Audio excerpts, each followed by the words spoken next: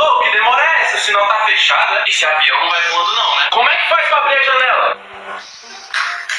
Quem foi que peidou? Foi você, né? Sua velha. Eu sou terrorista, hein?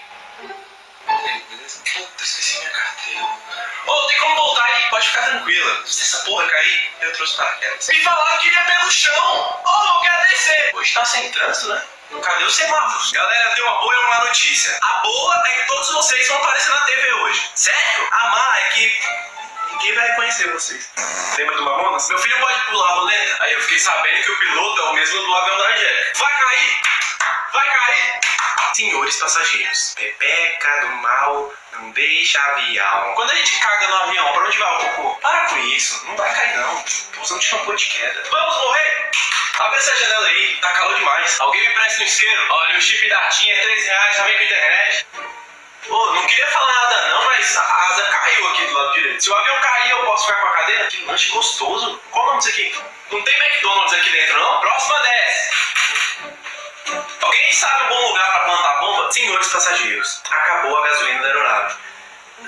Fudeu. Bota a premonição aí pra nós assistir. Caralho, mano, tá cheio de algodão doce aqui em cima. Por favor, aqui tem maconha. Vou um pouco mais baixo aí, ó, porque meu celular tá sem sinal. Eu vou morrer, você vai morrer.